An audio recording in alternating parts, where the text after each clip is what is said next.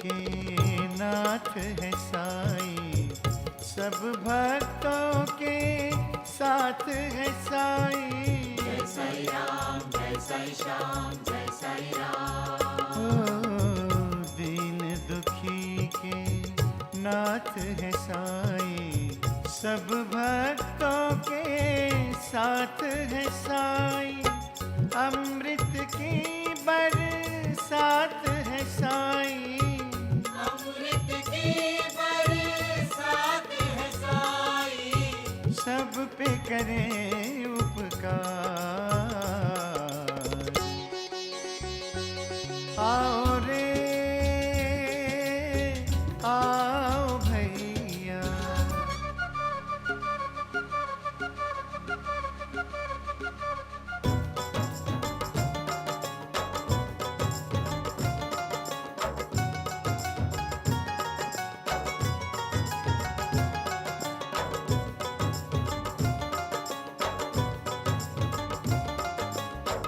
धरती पे जन्नत का नजारा, शिरडी के साईं का द्वारा। ओ धरती पे जन्नत का नजारा, शिरडी के साईं का द्वारा। खो जाए जब सारे सहारे, हो जाए जब सारे सहारे। साईं एक आधार। आओ रे आओ भैया, जय साईं, जय साईं, जय साईं राम। जय साईं, जय साईं, जय साईं श्याम। जय साईं, जय साईं, जय साईं राम। जय साईं, जय साईं, जय साईं श्याम। मेरे माँ और पिताजी की आंखें लौटा दीजिए भगवान। मैं आपकी जिंदगी भर सेवा करते रहूंगा।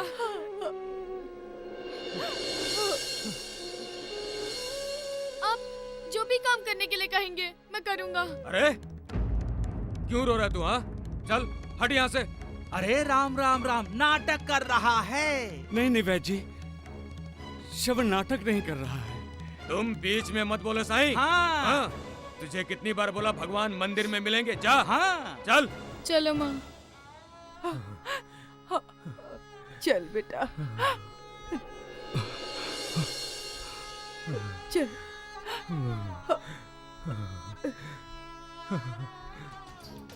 द्वारिकानाथ जी, इस तरह से कठोर होकर बच्चे का दिल नहीं दुखाना चाहिए था आपको। मैं कठोर ना हूँ, किसी का दिल ना दुखाऊं। हं? और तुम संत जौहर बाबा के खिलाफ शिरडी वालों को भड़काते रहो। हाँ? मैं शिरडी वालों को भड़काता हूँ द्वारिकानाथ जी? और नहीं तो क्या साईं, और नहीं तो क्या हैं? वो श्रवण क्यों आया था गुरुदेव जौहर बाबा के पास? हाँ? अरे राम राम राम, वो सबके सामने जौहर बाबा को अपने माता पिता को दृष्टि देने के लिए कहकर गया ना। हाँ?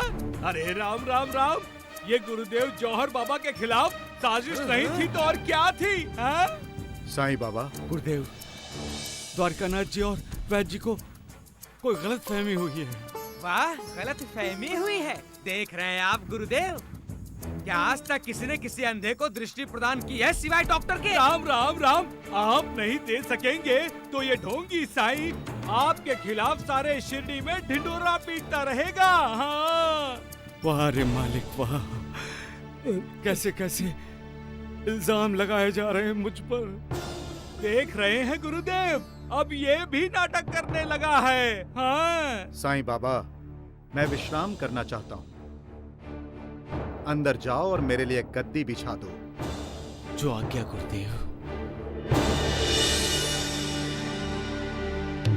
वैद्य जी, हाँ? आप सरवन की फिक्र क्यों कर रहे हैं? आप अपनी दृष्टि को ठीक क्यों नहीं करा लेते इस संत जौहर बाबा से? क्यों ढूंढया? मेरी दृष्टि को क्या हुआ है, हैं? सिर्फ दृष्टि को ही नहीं वैद्य जी, बुद्धि को भी ठीक करा लीजिए। नालायक! इसीलिए तो आज आप द्वारिका नाथ जी को परम पूज्य मान रहे हैं और साईं बाबा को शत्रु। ढूंढया! महत्वाकांक्षा और अहंकार का त्याग किए बिना मनुष्य का उद्धार नहीं हो सकता। कहीं बाबा जौहर के बारे में तो नहीं बोल रहे थे? हाँ, क्योंकि वो महत्वाकांक्षी है और अहंकारी भी। बाबा ने आज जौहर को बता दिया कि गुरु को कैसे विनम्र होना चाहिए। क्योंकि बाबा स्वयं कितने विनम्र है। श्री स्वामी समर्थ ने भी इसी तरह एक दिन संपूर्ण अक्कलकोट को ये बता दिया था कि गुरु के सामने शिष्य को कैसे विनम्र होना चाहिए। महालसापति जी, ये उस समय की बात है जब श्री स्वामी समर्थ अक्कलकोट में आए थे। उनकी कीर्ति दशों दिशाओं में फैलने लगी थी। दूर दूर से लोग उनके दर्शन को आने लगे थे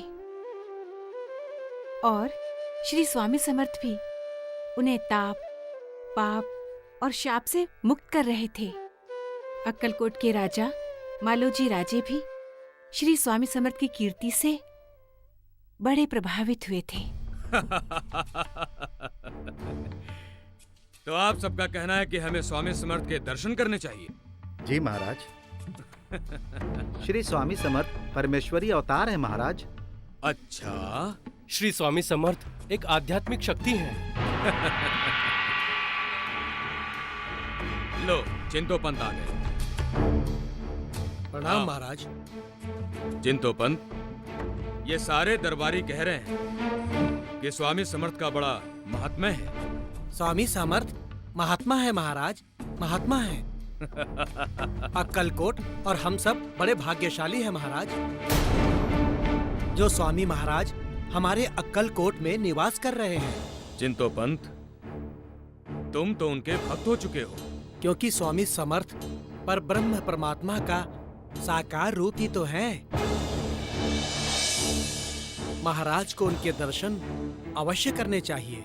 जरूर करूंगा, परंतु मुझे साक्षात्कार तो होना चाहिए कि आपके स्वामी समर्थ सत्य में अवतारी सत्पुरुष हैं।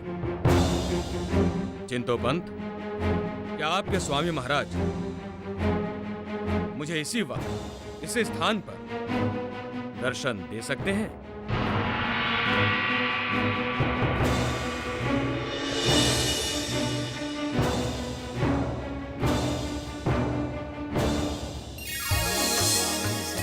जय जय स्वामी समर्थ, जय जय स्वामी समर्थ।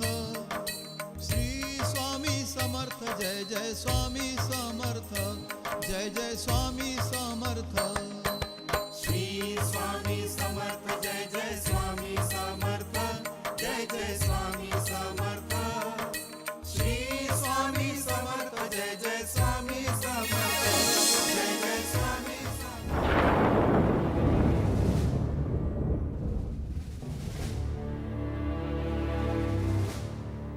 महाराज, महाराज, महाराज। हाँ हाँ हाँ चिंतोपंत, मैं स्वामी समर्थ के दर्शन करने अवश्य जाऊंगा। श्री स्वामी समर्थ, जय जय स्वामी समर्थ, जय जय स्वामी समर्थ। श्री स्वामी समर्थ, जय जय स्वामी समर्थ, जय जय स्वामी समर्थ। श्री स्वामी समर्थ, जय जय स्वामी समर्थ, जय जय स्वामी समर्थ।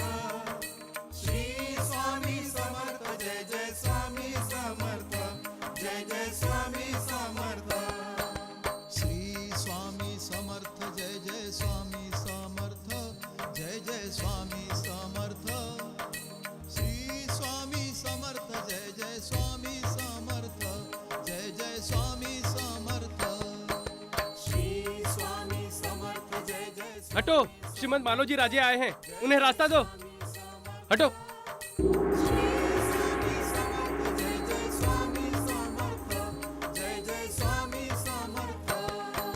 श्री स्वामी समर्थ, जय जय स्वामी समर्थ, जय स्वामी समर्थ श्री स्वामी समर्थ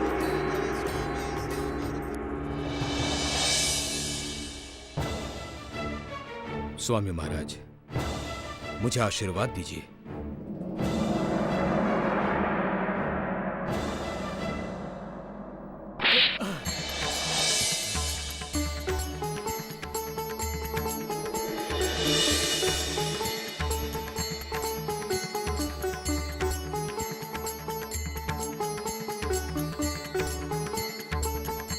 दर्शन के लिए आए हो या अपने ऐश्वर्य का प्रदर्शन करने के लिए? जो मैंने तुम्हें दिया है वही तुम मुझे दिखा रहे हो।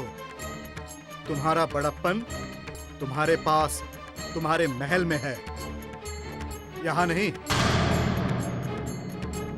ये मेरा दरबार है, तुम्हारा नहीं। तुम जैसे कई राजा बनाता हूं मैं। गलती की, माफी चाहता हूं स्वामी जी। श्री स्वामी समर्थ जय जय स्वामी समर्थ जय जय स्वामी समर्थ श्री स्वामी समर्थ जय जय स्वामी समर्थ जय जय स्वामी समर्थ श्री स्वामी समर्थ जय जय स्वामी समर्थ जय जय स्वामी समर्थ श्री स्वामी समर्थ जय जय स्वामी समर्थ जय जय स्वामी समर्थ श्री स्वामी समर्थ जय जय। मालोजी राजे को स्वामी जी का यथायोग्य साक्षात्कार हुआ। एक थप्पड़ ने उनका सारा अहंकार नष्ट कर दिया। वो जान गए कि भगवान के सामने या सद्गुरु के सामने जाओ तो हमेशा विनम्र होकर जाओ। जब हम निर्विकार की भक्ति करते हैं, निर्विकार की पूजा करते हैं, उसके दर्शन करते समय हमें विकार रहित होना चाहिए। अहंकार को तो पास भी फटकने नहीं देना चाहिए, क्योंकि अहंकार हमें मालिक के सामने झुकने नहीं देगा। मालिक और हमारे बीच के फासले को बढ़ाता रहेगा। जो भगवान हमें सब कुछ देता है, उसके सामने हम अपने वैभव का, अपने ऐश्वर्य का प्रदर्शन क्यों करें? मालिक की नजर में सब एक समान है। वहां न कोई अमीर है और न कोई गरीब, सभी भक्त हैं। भक्त, आपने कितने अलंकार, कितने आभूषण पहने हैं, ये देखकर मालिक अपनी कृपा की बरसात नहीं करता। आप घोड़े पर सवार होकर आए हैं या हाथी पर सवार होकर आए हैं या पैदल, ये देखकर ईश्वर आशीर्वाद नहीं देता। मालिक भक्ति देखता है। मालिक को जीता जा सकता है त्याग से, समर्पण से। वो निस्वार्थ मन पर, निष्पाप मन पर प्रसन्न होता है। सबका मालिक एक।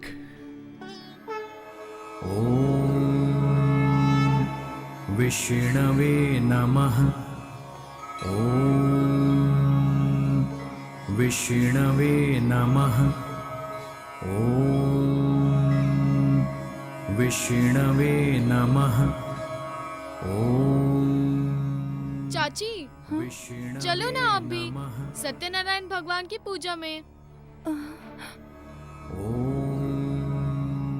क्या चलो हुआ ना राजू? रघु चाचा, देखो ना चाची आ ही नहीं रही। आओ ना जानकी, चलो ना जानकी, मैं हूं ना। आओ आओ। विष्णवे नमः। ओम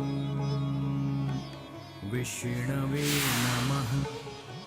ओम विष्णवे नमः। रघु चाचा, जानकी चाची के आने पे भगवान सत्यनारायण प्रसन्न हुए हैं।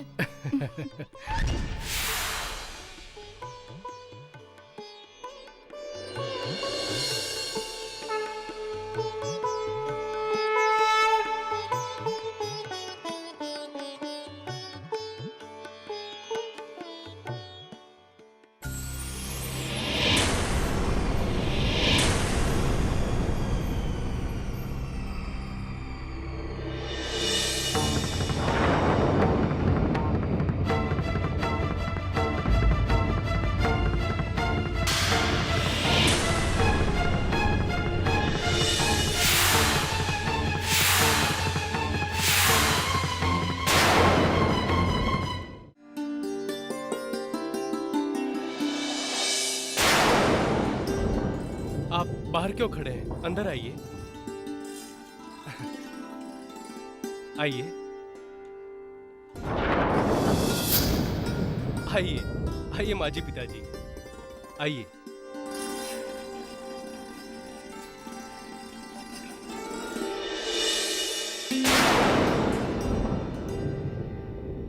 आइए, सत्यनारायण भगवान के दर्शन करके तीर्थ प्रसाद लीजिए। आइए। दादी माँ, आपने अच्छा किया जो जानकी चाची के माता और पिता को बुला लिया। तू चुप नहीं बैठ सकता? पता नहीं इन दोनों दरिद्र नारायणों को किसने बुलाया है।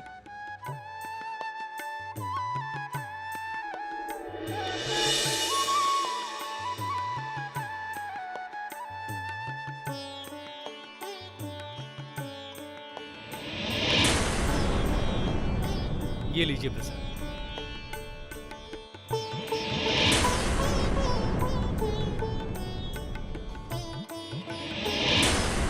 माँ, पिताजी, आप लोग अचानक यहाँ कैसे? जमाई बाबू खुद आकर न्योता देकर गए थे। कह रहे थे सत्यनारायण भगवान की पूजा में आप दोनों जरूर आना।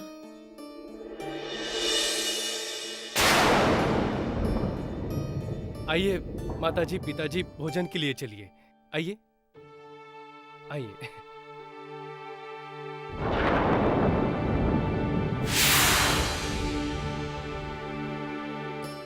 माँ जी, पिताजी बैठिए ना। जानकी, खाना परोसो। लेकिन पहले भोजन परोसो। पूजा का प्रसाद भी भोजन ही होता है।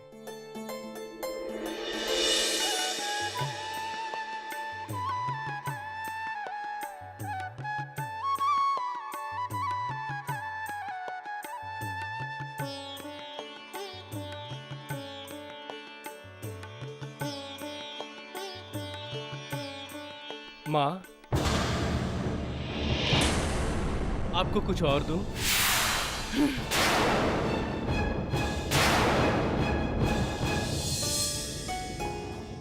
सदा सुखी रहो। सुखी रहो।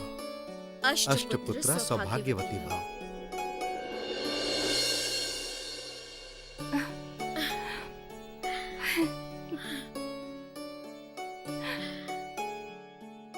जानकी बेटी, अब मत रोना। हमें अब तुम्हारी कोई चिंता नहीं है बेटी।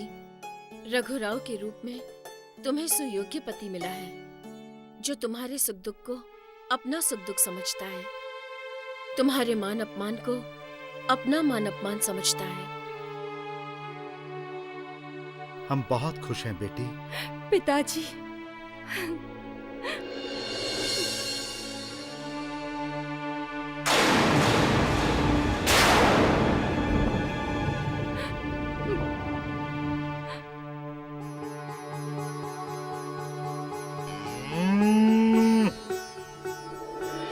पौना, जानकी का ख्याल रखना।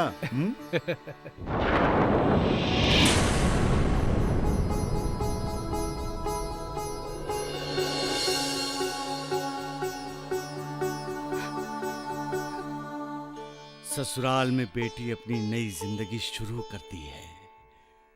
उसकी कोशिश होती है पुरानी जिंदगी भूल जाए, लेकिन ये कोशिश तब नाकाम हो जाती है जब ससुराल वाले खुले दिल से उसे स्वीकार नहीं करते।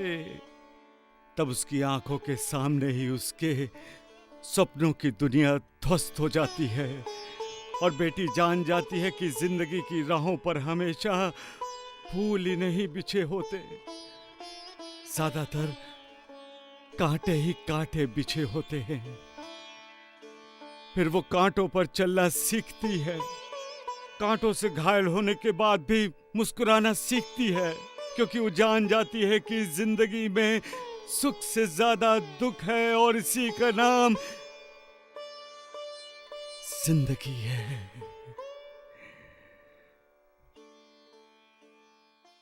सबका मालिक एक।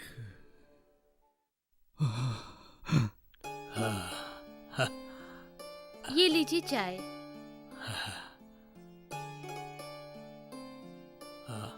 माँ, दादी माँ, ये चूड़ा तो बड़ा स्वादिष्ट है। माँ जी, आपने ये चूड़ा कब बनाया? दादी माँ, इतना अच्छा चूड़ा कहाँ बना सकती हैं?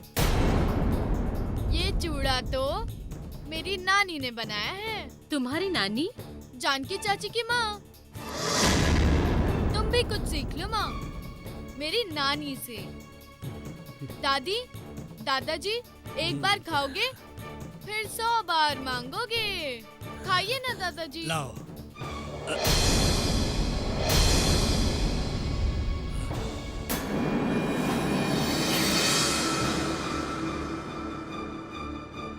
ये क्या किया माँ? जो मुझे बहुत पहले ही करना चाहिए था। मुझे इस घर में ये दरिद्र नहीं चाहिए, जिसकी वजह से आज मेरे बेटे ने मेरा अपमान किया है। मुझे ये लड़की यहाँ मेरे घर में नहीं चाहिए।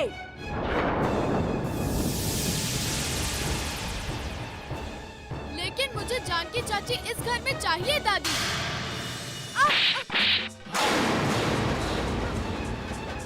ये क्या कर रही हूँ माँ?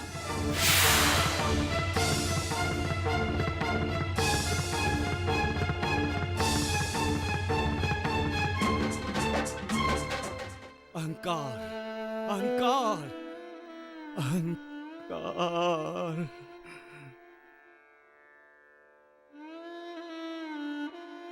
जिसे अहंकार नहीं होता उसे न मान की फिक्र होती है न अपमान की। और जब इंसान मान अपमान के बारे में सोचने लगता है तो समझ लेना चाहिए कि अहंकार रूपी सांप उसके दिल में कुंडली मारकर बैठ चुका होता है। मान और अपमान दोनों इंसान को बहकाते हैं, इंसान के दिल में अपने बारे में गलत फहमियां पैदा करते हैं। जब कोई इंसान झुकता है उसे अपना मान समझता है, और कोई जब झुकता नहीं तब उसे अपना अपमान समझता है।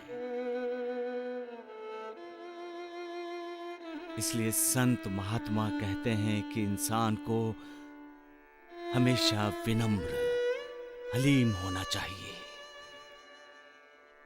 हमेशा मालिक की भक्ति में दिल को लगाए रखना चाहिए, जिससे इंसान के दिल पर अहंकार हावी ना हो। फिर इंसान के दिल में अपने बारे में कोई गलत फहमी नहीं होती, ना उसे मान की फिक्र होती है, ना अपमान की, और ना ही वो किसी का अपमान करता है। उसे हर किसी में मालिक नजर आता है। हर किसी के सामने वो विनम्र होता है। सबका मालिक एक। अरे द्वारिकानाथ जी, आप? अरे तुम यहाँ क्या कर रहे हो? अंदर तुम्हारे मालिक तुम्हारा इंतजार कर रहे हैं। गुरुदेव ने बुलाया है? अरे बुलावे का इंतजार क्यों करते हो साईं? तुम्हें तो हमेशा अपने गुरुदेव के साथ रहना चाहिए। क्यों वैजी? सत्य वचन द्वारिकानाथ जी, सत्य वचन। कहिए वैजी। सत्य वचन द्वारिकानाथ जी, सत्य वचन। ओह, आइए। अरे हंस क्या रहे हो? जाओ जाओ, जल्दी अंदर जाओ। जौहर बाबा बहुत गुस्से वाले हैं। इसीलिए आप लोग डरते रहते हो, है ना वैद्य जी? तुम्हें तो हमेशा अपने गुरुदेव के साथ रहना चाहिए, हैं? सत्य वचन द्वारिकानाथ जी, सत्य वचन। ओह, आइए। ढोंडू सीधा साधा है वैद्य जी, निष्पाप है। अच्छा, तो क्या हम पापी हैं? नहीं नहीं, बताओ साईं, क्या हम पापी हैं? आप बातों का गलत मतलब निकालते हैं वैद्य जी। तुम तो यही कहोगे कि हम गलत हैं, तुम सही हो। लेकिन एक बात याद रखो साईं, शिरडी का उद्धार करने के लिए ही हमने जौहर बाबा को शिरडी बुलाया है। द्वारिकानाथ जी, इंसान को लगता है कि वो ही सब कुछ कर रहा है, लेकिन करता वो मालिक है। बैल गाड़ी खींचते हुए चलता है, उसको दिशा देने के लिए गाड़ीवान हाथ में लगाम पकड़े बैठा रहता है। गाड़ी के साथ साथ एक कुत्ता भी भौंकता हुआ चलता है।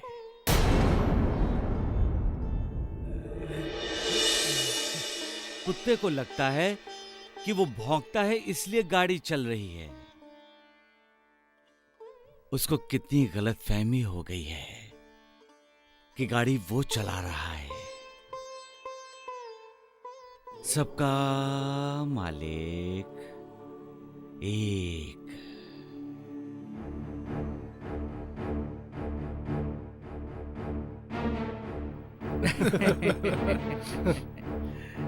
वैद्य जी, हाँ, ये साईं की बात मेरे को समझ में नहीं आई।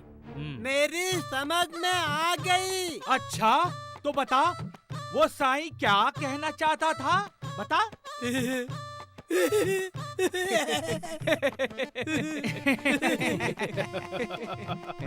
द्वारिकानाथ जी, इस मूर्ख को कुछ भी समझ में नहीं आया, फिर भी हंसे ही जा रहा है। देखिए।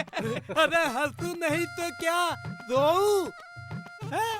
द्वारिकानाथ जी की उपमा साईं बाबा ने कुत्ते से की है। अरे कुत्ता मैं नहीं, तू है। कुत्ते से?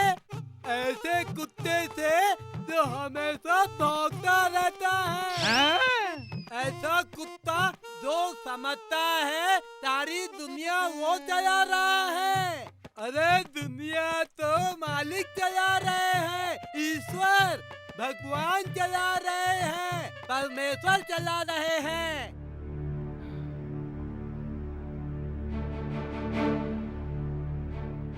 माँ, क्या है? फिर अपनी माँ का अपमान करने के लिए आए हो? नहीं माँ, मैं आपका अपमान कैसे कर सकता हूँ? मैंने जिस शादी से इनकार किया था, तुमने वही शादी की, तो क्या ये मेरा अपमान नहीं हुआ? मैं उससे प्यार करता हूँ माँ। लेकिन मैं उसे पसंद नहीं करती। जो मेरे पैरों के पास भी बैठने लायक नहीं है, जिन्हें मैंने अपमानित करके अपने घर से भगा दिया था, उन्हें तुमने पूजा के लिए निमंत्रण देकर भोजन के लिए मेरे साथ बिठा दिया। मेरे साथ?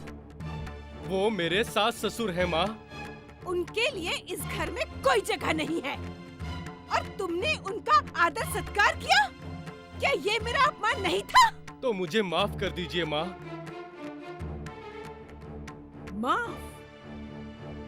माफ तो मैं तुम्हें तब करूंगी जब तुम उस लड़की को इस घर से बाहर निकाल दोगे।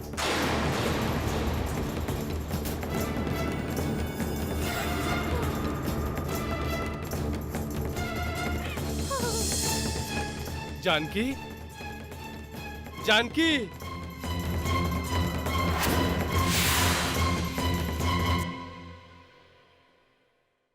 क्या कहा तुमने साईं? हाँ? क्या कहा? अरे बोलो। अरे द्वारकानाथ जी, द्वारकानाथ जी, अभी तक तो साईं बाबा ने कुछ कहा ही नहीं, लेकिन अब वो कहेगा। आप बैठिए, बैठिए। लेकिन इसने वो, अरे बैठिए तो। बैठिए भगवान। बैठ जाइए। बैठिए आप। द्वारकानाथ जी अब कुछ भी कहें, साईं बाबा बातें मजेदार करता है। मजेदार नहीं, मन को छूने वाली बातें करते हैं बाबा। लेकिन तू क्यों मेरे मन को चुभने वाली बातें कर रहा है? चुप रहे। वैद्य जी, इसने सच ही तो कहा। हाँ? अब साईं बाबा हम लोगों को कुछ सुनाने वाला है। नहीं गुरुदेव, तुम ये समझो कि तुम शिरडी के लोगों को प्रवचन दे रहे हो, प्रवचन। जैसे आपकी आज्ञा गुरुदेव। मतलब बेवकूफ बना रहे हो हैं? एक बार एक नौकर को उसके मालिक ने कहा, जाओ बाहर जाकर देखो सुबह हुई या नहीं। नौकर बाहर गया और तुरंत ही वापस आकर लालटेन लेकर बाहर जाने लगा। तो मालिक ने हैरान होकर उससे पूछा, लालटेन लेकर बाहर क्यों जा रहे हो? नौकर ने कहा, बाहर बहुत अंधेरा है, दिखाई ही नहीं दे रहा। लालटेन से दिख जाएगा कि सुबह हुई या नहीं।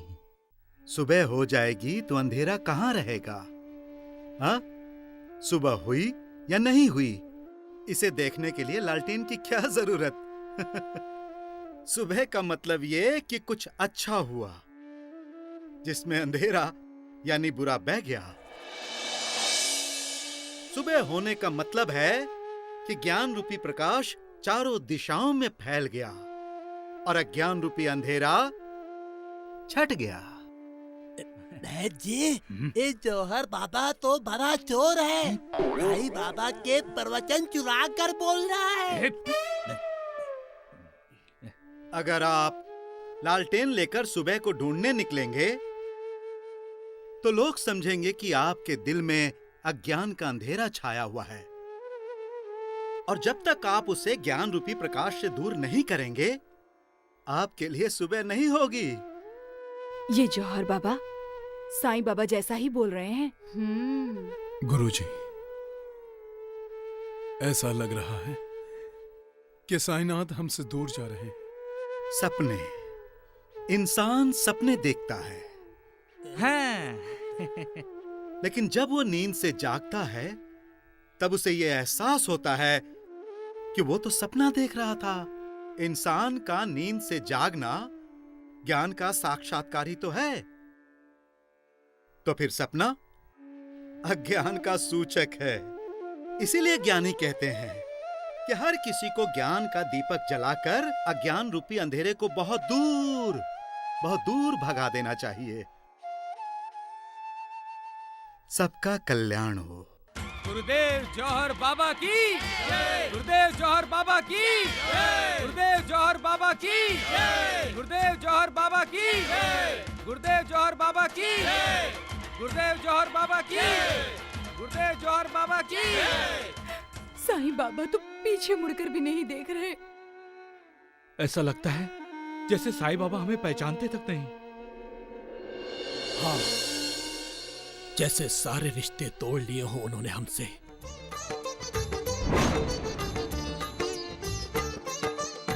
ज्योत जलाओ मिलकर गाओ, ज्योत जलाओ मिलकर गाओ, साईं की महिमा, साईं की महिमा, साईं की महिमा। ज्योत जलाओ मिलकर गाओ, ज्योत जलाओ मिलकर गाओ, साईं की महिमा, साईं की महिमा, साईं की महिमा। ज्योत जलाओ मिलकर गाओ।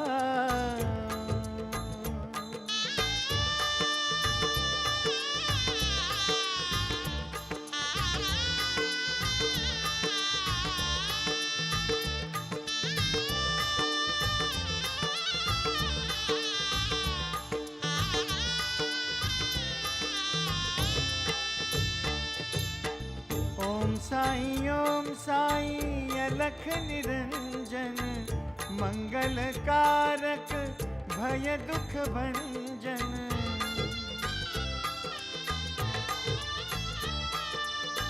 ओम साईं महासुखदायक, बल बुद्धि और विद्या प्रदायक।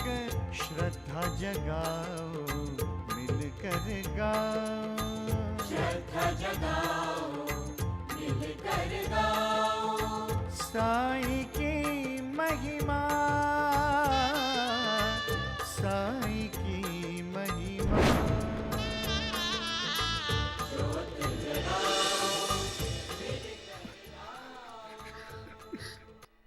शांत हो जाइए, शांत हो जाइए।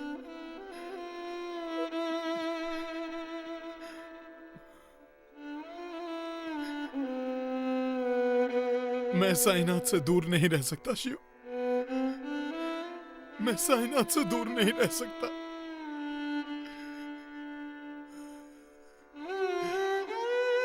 साईनाथ साथ नहीं तो ऐसा लग रहा है जैसे प्रलय हो गया हो और सबका अंत हो गया, सबका अंत हो गया। अब जीवन अर्थहीन हो गया है। साईनाथ ही मेरे जीवन है, साईनाथ ही मेरे श्वास हैं, साईनाथ ही मेरे विश्वास हैं। मैं साईनाथ के बिना नहीं जी सकता, नहीं जी सकता शिव, नहीं जी सकता। देवा तो शिरडी के प्राण है और वो जौहर हमारे प्राण ही ले गया। हमें जौहर को शिरडी से भगाना होगा। तो क्या होगा? हमारे साईनाथ के शिरडी लौटते ही हमारे प्राण हमारे पास लौट आएंगे।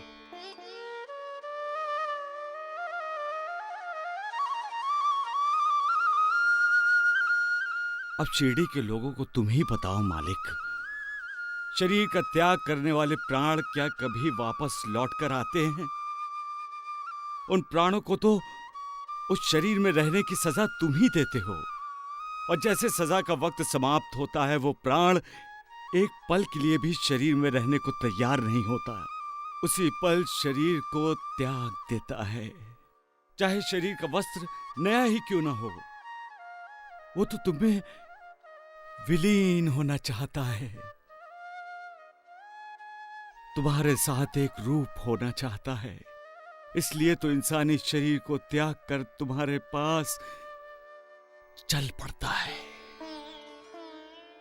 जो तुम्हारी ओर आकर्षित होता है उसे फिर किसी चीज का आकर्षण नहीं रहता मालिक। जो तुम्हारी भक्ति में लीन होता है वो सब कुछ भूल जाता है, उसे फिर किसी चीज की आसक्ति नहीं रहती। शरीर तो प्राणों के लिए तुच्छ वस्तु हो जाती है मालिक। वैसे भी जब निर्विकार के साथ मिलन करना है तो विकारों से भरा हुआ ये शरीर किस काम का है मालिक? कमाल के हो मालिक, कमाल के। स्वयं तो तुम बिना शरीर के हो लेकिन इंसानों के लिए शरीर बनाते हो। वाह रे मालिक, और शरीर क्यों देते हो मालिक? विकारों से बुना हुआ शरीर का ये वस्त्र पहनकर इंसान विकारों से लड़ता रहे, हर परीक्षा में खरा उतरता रहे, हर प्रकार की अग्नि परीक्षा देकर तब जाए और फिर तुम्हारी भक्ति करके अपना उद्धार कर सके। सबका मालिक एक। अरे साईं! हाँ हाँ गुरुदेव, बस थोड़ी देर में आता हूँ। हाँ।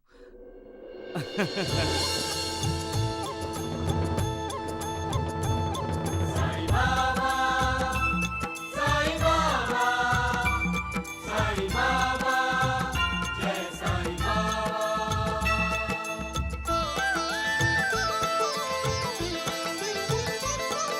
साईं मेरा साईं तेरा साईं सबका प्यारा, भवसागर से सबको साईं तारणहारा। साईं बाबा, साईं बाबा, साईं बाबा, जय साईं बाबा।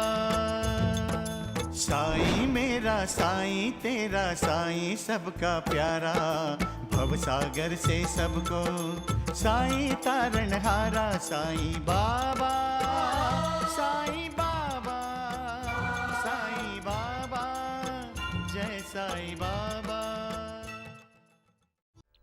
सबका मालिक एक।